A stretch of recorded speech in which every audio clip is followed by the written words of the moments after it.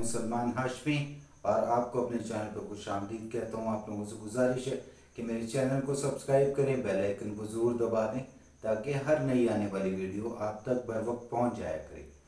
खबरें बहुत सारी हैं, लेकिन आज की सबसे अच्छी और बड़ी खबर, अच्छी कहें या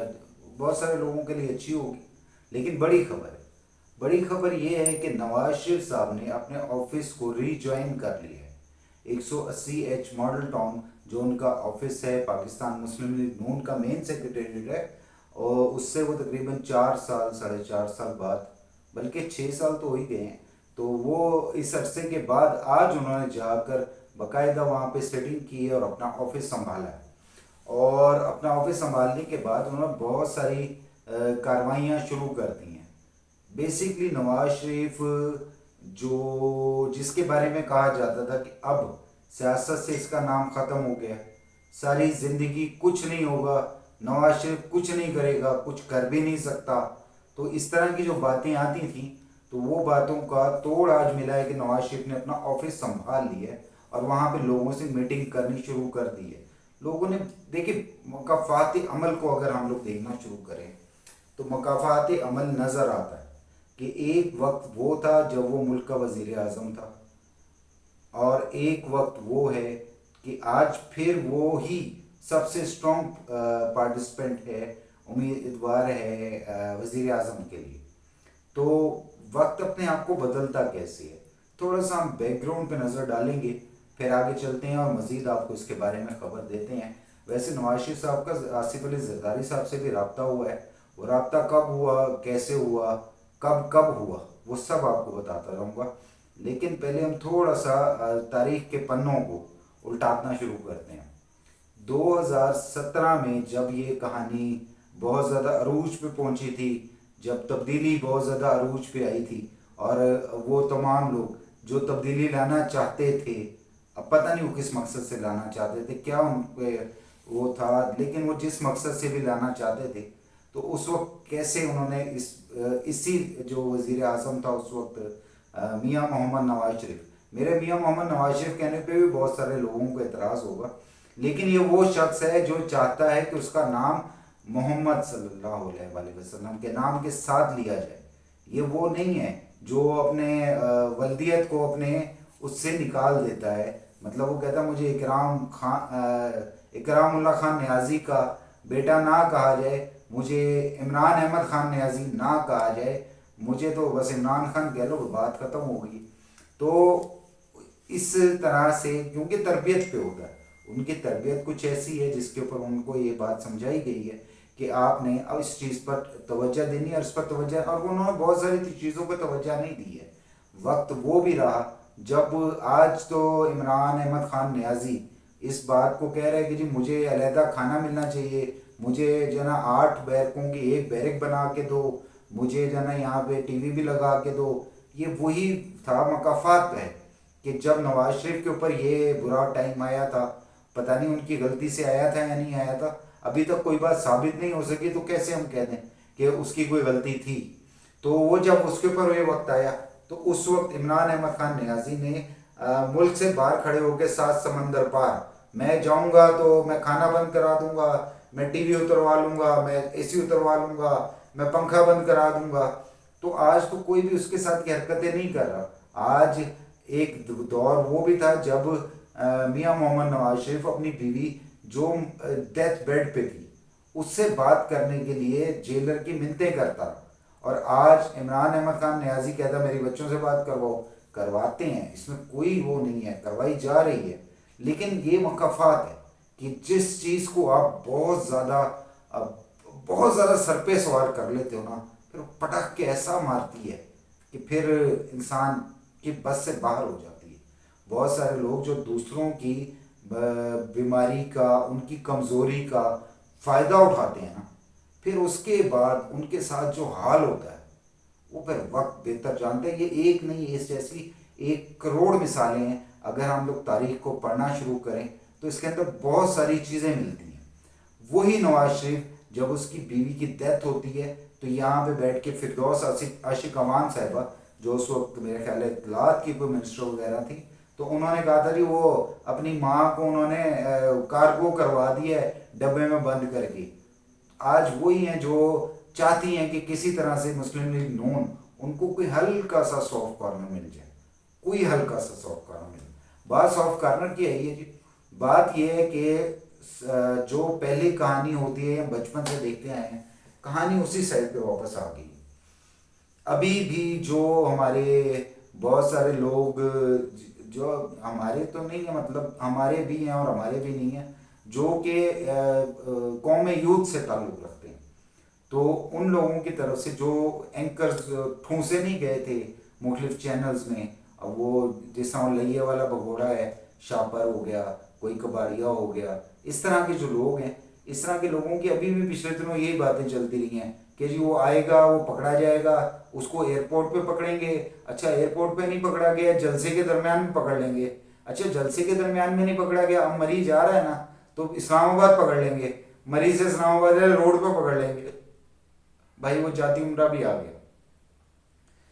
ہم لوگ وہ جاہل لوگ ہیں جو کسی کی اچھائی کا اس کو کریڈٹ نہیں دے سکتے. ایک دور میں جب مودی یہاں پر آیا تب یہ کمپین چلائی گئی تھی, وہ 400 لوگ ہیں, وہ نواز شریف کی فیکٹریوں میں بیٹھے ہوئے ہیں. بھائی آج تک ایک بھی نہیں ملا, ایک بھی نہیں ملا. اور جی وہ مودی آیا ہے مزید لوگوں کو یہاں پہ ایڈجسٹ کروانے کے لیے, یہ پارٹنر ہیں اور یہ فلاں ہیں, یہ ڈھینگ ہیں. اچھا ان میں سے وہ بھی نہیں ہوا. 1 ارب آبادی کا وزیر اعظم ہمارے پاس چل کر آتا ہے ہمارے وزیر اعظم سے ملنے کے لیے, اس کو تو کہنا چاہیے تھا کہ بھائی مجھ سے ملنا میرے پاس آؤ. جس طرح سے کوئی اور فون کرتا رہا, اسے فون بھی نہیں اٹھایا, تو اس کو تو یہ کہنا چاہیے تھا, لیکن وہ چل کر آیا. اس نے آ کر یہاں پر اس کو رسپونڈ کیا, تو اس رسپونڈ کا بھی ان کو جواب نہیں ملا. تو لازمی سی بات ہے نا, ایسی قوم کے ساتھ پھر سمجھ سے باہر, جیسے قوم کے کرتوت ہوتے ہیں ویسے ہی حکمران مسلط کر دیے جاتے ہیں. تو قوم کے کرتوتوں پہ ہی مسلط ہوئے حکمران. اللہ تعالیٰ ان سے جان چھڑا دی ہماری, اور مزید بھی جان چھڑائے, اور ہمیشہ ایسے لوگوں سے جو کہ ملک کو توڑنے کے لیے آتے ہیں, جو کہ ملک کے منصوبے سی پیک اور دوسرے معاملات ان کو روکنے کے لیے آتے ہیں, ون مین شو کرنے کے لیے آتے ہیں, ان سے جان چھوٹ جائے ہمیشہ کے لیے, اور ہمیں کھل کے رہنے کی, سانس لینے کی آزادی ہو. کیونکہ جس دور میں یہ آیا تھا نا عمران خان, یہ میرا پرسنل ایکسپیرینس ہے, اس دور میں لوور لیول سے, چپڑاسی لیول سے لے کے اوپر تک ہر بندہ اپنی مستی میں پڑ گیا تھا. ہر بندے کو یہ لگتا تھا کہ یار میں ہی سب کچھ ہوں. ہر بندے نے, چاہے وہ ایک سپاہی تھا پولیس کا, چاہے وہ پولیس کے تھانے میں سے کوئی تھا, چاہے وہ عدلیہ میں سے کوئی تھا, چاہے وہ یعنی بیوروکریسی اور ہر چیز کے اندر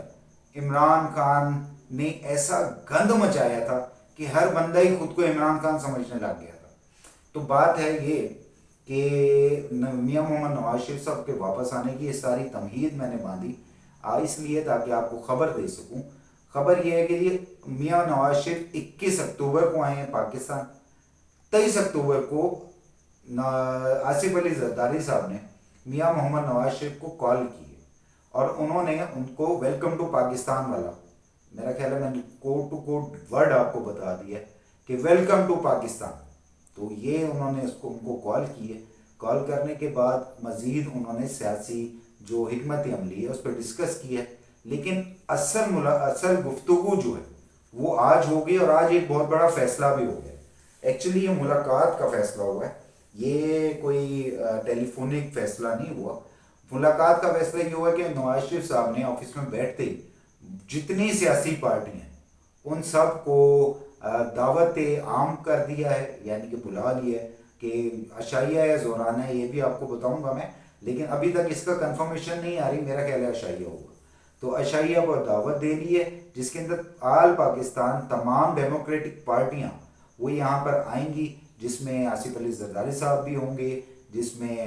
مولانا فضل الرحمان صاحب بھی ہوں گے, اور میں بھی ویسے ایک مشورہ دیا گیا ہے نواز شریف صاحب کی طرف سے, ایک نہیں 2 مشورے دیے گئے جو کہ قومی یوتھ کے لیے تو بہت زیادہ خوش آئند ہوں گے. کہ ایک تو انہوں نے یہ کہا کہ پی ٹی آئی کو اس دعوت میں بلایا جائے, ان لوگوں سے بات کی جائے. دوسرا انہوں نے کہا جی میں کوشش کرتا ہوں کہ کسی طرح سے عمران خان کو معافی مل سکے, اور یہ بندہ میرے سامنے تو آئے, آمنے سامنے آ کے بات کرے اپنے زور بازو پہ، کسی کا فیض اسے حاصل نہ ہو، تو پھر دیکھیں گے کیا بنتا ہے۔ ویسے جو ہے نا کل سے یوتھیوں نے بھی اپنی سیاسی سرگرمی اسٹارٹ کر دی ہے، انہوں نے بھی کچھ 10-12 بندے زمان پارک کے باہر کھڑے ہو کے 2 منٹ کی ویڈیو بنائی ہے، اس کے بعد سارے فرار ہو گئے، پتہ ہی نہیں کون کدھر سے آیا تھا، سب چلے گئے ہیں۔ لیکن یہ ہے کہ ویڈیو وائرل کرنے کی وہ پوری کوشش کر رہے ہیں،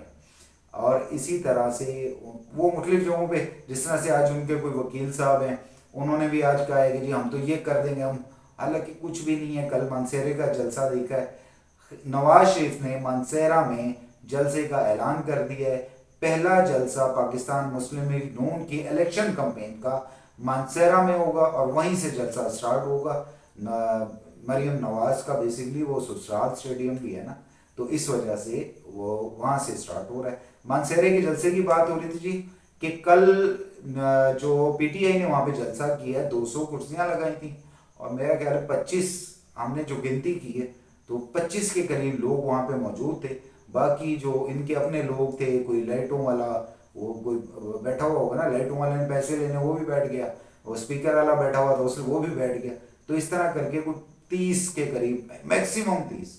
اتنے لوگ وہاں پہ موجود تھے۔ باقی مکھیاں بہت ساری تھیں وہاں پہ، اور مکھیوں نے وہ جلسہ بہت انجوائے کیا ہے۔ لوگ وہ 25-30 لوگ بھی اس وجہ سے آئے تھے کہ پھر سے کوئی ڈانس پارٹی والا چکر ہوگا، لیکن وہ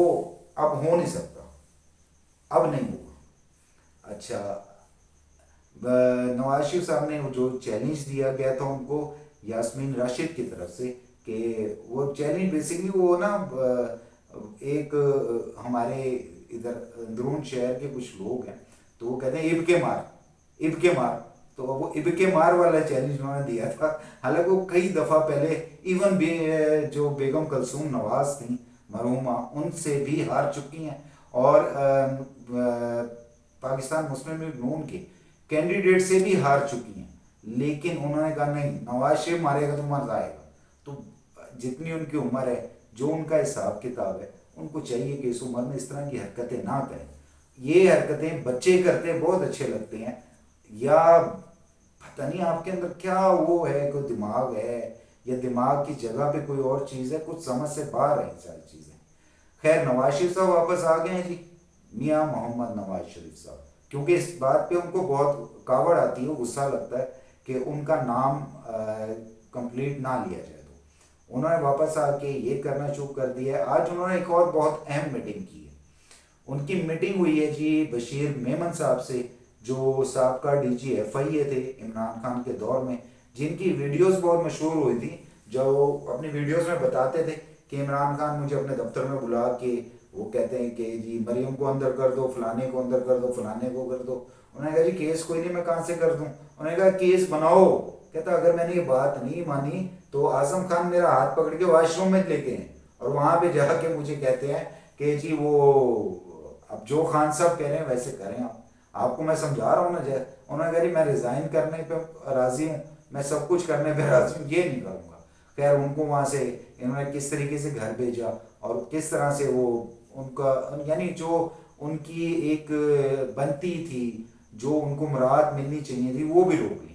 تو بشیر میمن صاحب کی آج میٹنگ ہوئی ہے، اور انشاءاللہ یہ خبر میں آپ کو پہلے دے رہا ہوں، اگلے 24 سے 48 گھنٹے میں آپ کو پاکستان مسلم لیگ نواز کا سندھ کا صدر بشیر میمن صاحب وہ آپ کو نظر آئیں گے۔ پاکستان مسلم لیگ نون سندھ کے صدر بشیر میمن صاحب ہوں گے، اور نواز شریف صاحب اب بشیر میمن صاحب کے پاس بھی خود جائیں گے، وہاں پہ کراچی کا دورہ کریں گے، اور ایک خبر اور آپ کو بتا دیتا ہوں کہ بلوچستان میں بھی جائیں گے۔ کھیتران قبیلے کے کچھ سرداروں کے ساتھ گٹمٹ ہوئی ہے، تو وہ کیونکہ سردار ہیں، اور لازمی سی بات ہے سیاسی بندہ تو گرا ہوا ہی اچھا لگتا ہے، تو وہ اس کے پاس جا کے اس قبیلے کو بھی اپنی طرف انٹر کریں گے۔ پنجاب میں تو ہیں ہی وہ اس وقت، تو آہستہ آہستہ ہاں کے پی کا بھی پلان تیار ہو رہا ہے کہ کے پی کو کیپچر کیسے کرنا، اور یہ کر لیں گے۔ ہاں، اس میں میاں جو مولانا صاحب ہیں ان کے ساتھ بھی کچھ ہوگا، پھر کچھ شیر پاؤ صاحب کے ساتھ بھی ہوگا، کچھ نہ کچھ تو حساب کتاب بنے گا نا، تو وہ سارا کچھ بن کے تو الیکشن انشاءاللہ سر پہ ہیں، اور الیکشن جیسے ہی ہوتے ہیں بہتری کی طرف ہوگا۔ آپ آپ کو میں اس کے متعلق مزید خبریں دیتا رہوں گا. آپ سے جلد ملاقات ہوگی. اللہ حافظ.